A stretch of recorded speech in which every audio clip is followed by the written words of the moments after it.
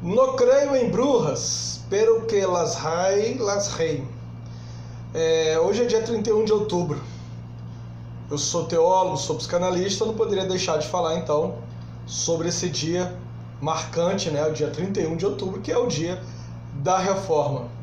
Só que uma das problemáticas da narrativa sobre a Reforma protestante está exatamente pela única voz que a Reforma permite que se ouça nesse dia, que é a voz masculina. Para quem me conhece sabe que eu estou sempre nessa luta, engajado nesse propósito de tentar, de uma certa maneira, fazer eco à voz do feminino.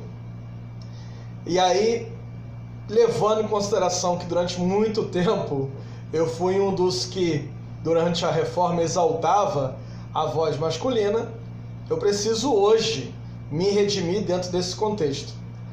E assim eu faço então uma leitura inclusiva, tentando enxergar o feminino neste lugar de memória que é a história. O problema é que este lugar onde o feminino se encontra não é um lugar nada confortável, porque historicamente o lugar reservado para as mulheres na Reforma Protestante é o lugar onde estão as bruxas.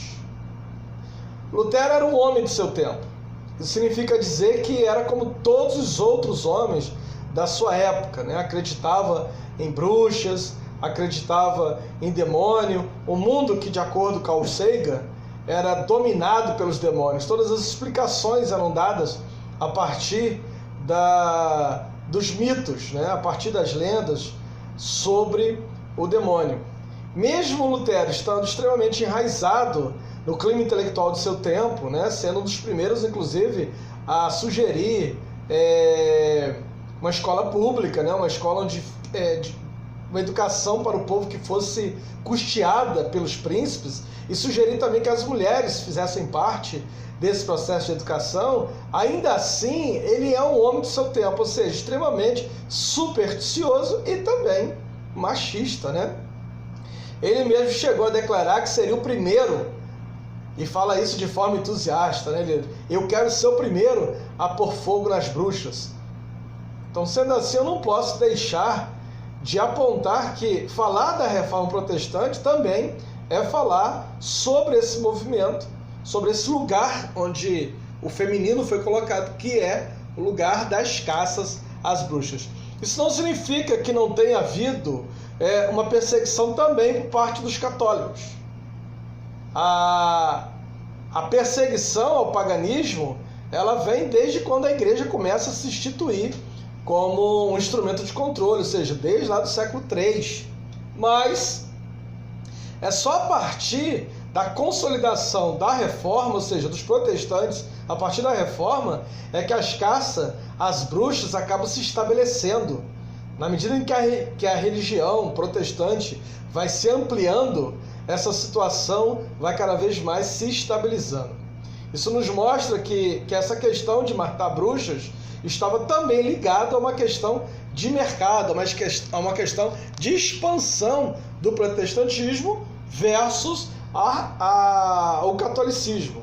Então ali estava acontecendo uma batalha por demanda de mercado, e as bruxas entraram como forma de afirmar essa liderança espiritual sobre a Europa cristã. Os católicos, até então, se ocupavam mais dos judeus, dos mouros, só que com a crescente ampliação do poder dos reformadores, acabaram também os católicos por se voltar também a caçarem as bruxas. É quando vai surgir, então, um livro escrito por dois frades dominicanos, denominado Maleus Maleficarum, que vai se tornar uma espécie de manual de caça de bruxas, uma espécie de a Bíblia das bruxas. Esse manual foi tão importante que dominou a Europa por 2 séculos. Gente, estamos falando de 200 anos. Tanto reformadores protestantes quanto católicos e contra-reformadores católicos passaram então a fazer uso desse livro como uma forma de descobrir como se identificava uma bruxa. Essas bruxas, nada mais eram do que mulheres que pertenciam a outras religiões, que não católicas e nem protestantes, principalmente as religiões celtas, eram mulheres que dominavam a arte da curanderia, né, a partir do uso das ervas. Algumas dessas mulheres eram ruivas, bastava ter o cabelo vermelho para ser identificado como bruxa, bastava ter um sinal bonito como aquele da Angélica que ela tem na perna para você ser identificado como bruxa, bastava você de alguma forma seduzir algum campesino para ser considerado como bruxa, bastava o homem dizer que você seduziu ele e aí, sei lá, ele se masturbou, fez alguma coisa nesse sentido, e aí o cara, quando ia fazer a sua confissão, ele identificava aquela mulher como bruxa. Enfim, haviam várias questões que identificavam as mulheres como bruxas. Em sua maioria, né, as mulheres. Não quer dizer que homens não tenham sido mortos. É uma peculiaridade interessante na Rússia, né, um país do norte da Europa, pouquíssimas mulheres foram mortas. Na verdade, a grande maioria foram de homens. Mas no todo, de 9 milhões de pessoas que foram mortas pela reforma, 85% dessas pessoas eram mulheres. Também é uma coisa interessante que o sul da Europa, né, extremamente católico, foi onde houve menos perseguição às mulheres. Só para ter ideia, na Itália nenhuma mulher foi morta como bruxa. Em compensação, no norte da Europa, com a influência muito maior dos reformadores, onde teve a maior parte das matanças, sendo só na Alemanha, né, o berço da Reforma Protestante, 25 mil mulheres mortas como bruxas. Isso mostra que a corrupção da igreja, né, a busca desenfreada pela riqueza e pelo poder, acabou enfraquecendo a igreja, despertando nos seus membros, né, nos seus participantes, esse desejo pela reforma, que acaba culminando então na morte de muitas pessoas inocentes. Então, todas as vezes que a igreja se volta para a corrupção, pela ânsia do poder desenfreado, da riqueza, da política, os inocentes é que acabam pagando. Mesmo os estados-nações surgindo, se desenvolvendo, as pessoas continuaram a acreditar nas superstições.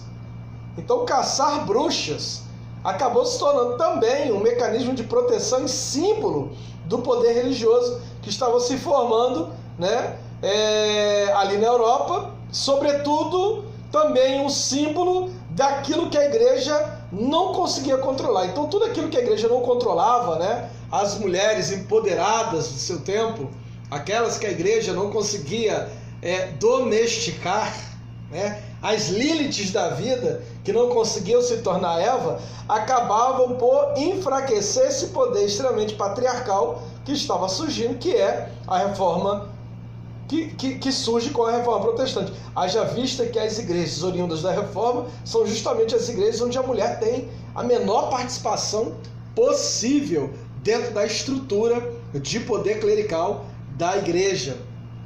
Então, essa sede da igreja pelo controle e pelo poder acaba tornando maldito tudo aquilo que a igreja não consegue controlar.